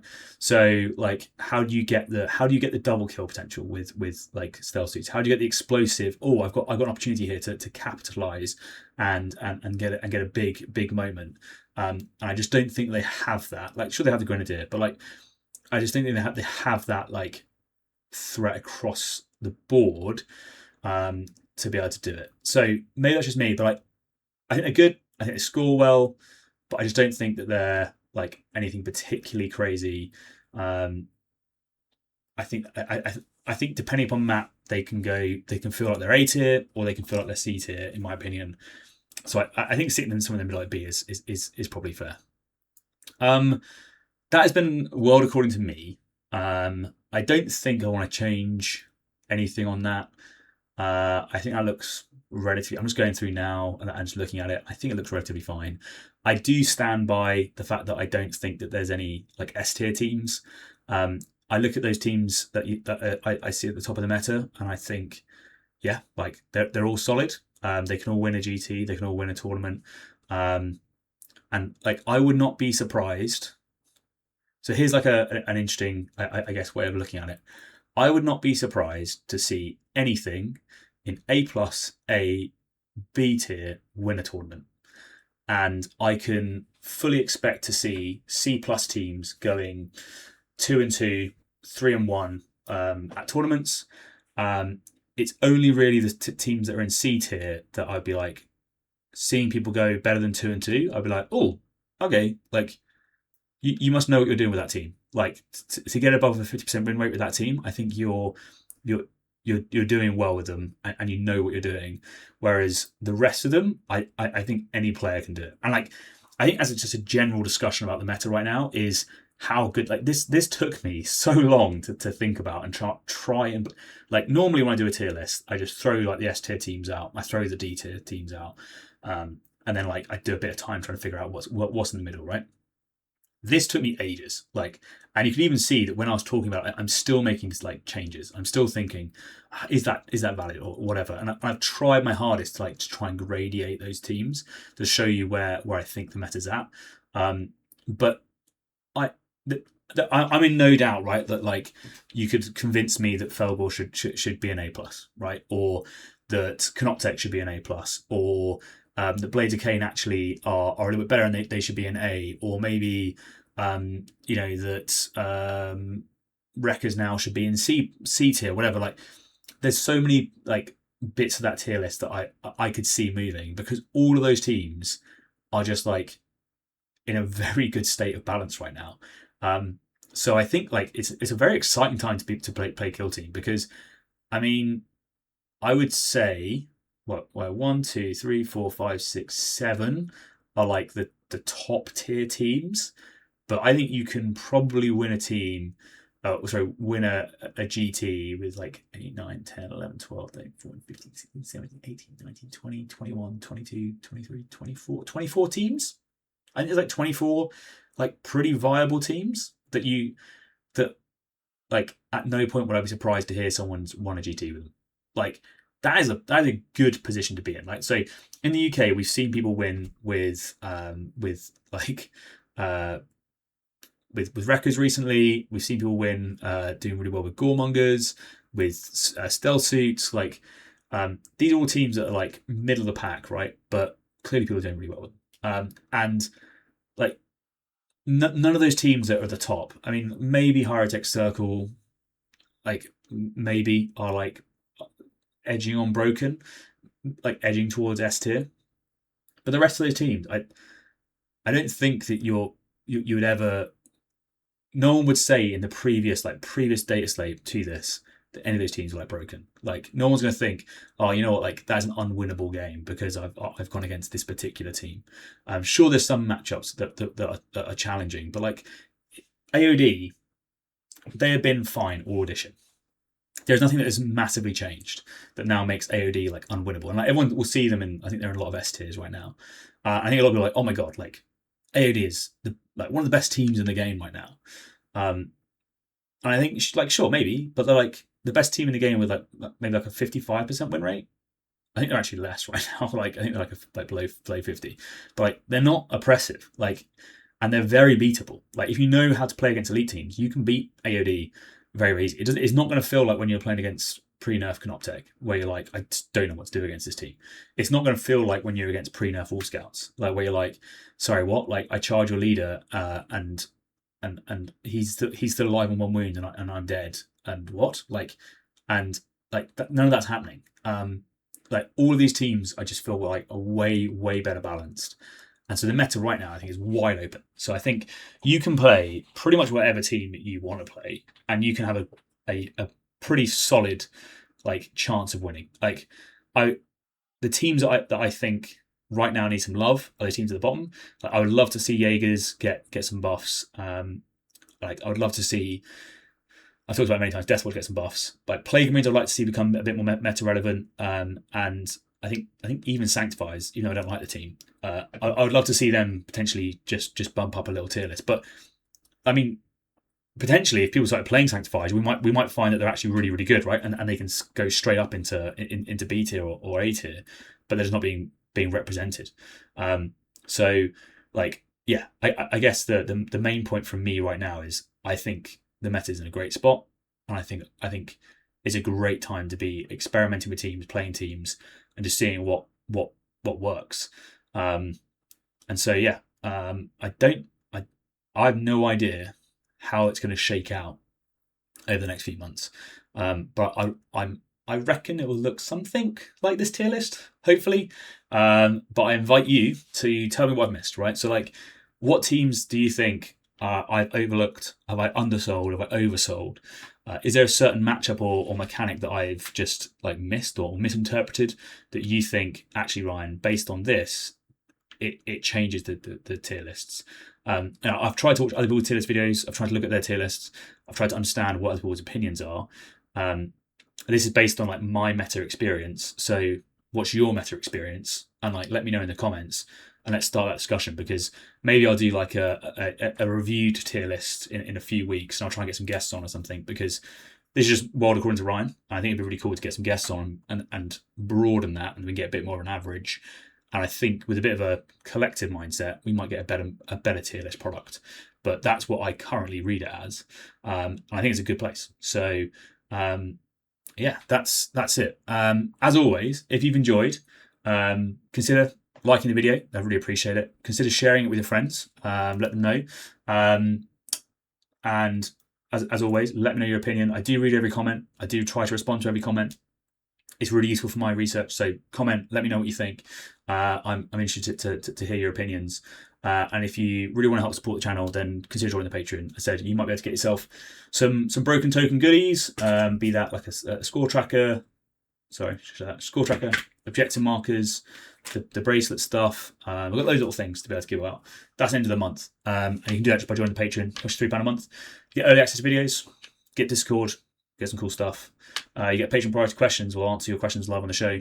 That's it. That's all I've got to say. So I'm going to go to bed now because it's pretty late. And that went on for longer than I expected it to. But hopefully you will enjoy it and it will fill your commute or hobby time with my dulcet tones talking about to my Killteam. So with all that said, I'll see you all on the next episode and take it easy. That brings us to the end of the episode. Hopefully you found something new or useful while listening. And if you did, throwing us a like would be greatly appreciated. If you want to make sure you don't miss any episodes, make sure you hit that subscribe button and click on the bell so you get notifications as soon as the next one drops. It really is the best way to help a small channel like ours. And if you can't wait and you do want early access, we have a Patreon where you can get exclusive access to all our content ahead of time. As always, we'd love to hear your thoughts and feedback. Just drop a comment below and we'll get right to you. Thank you so much for listening. I'm your host Ryan, this has been Turning Point Tactics, and we'll see you next week.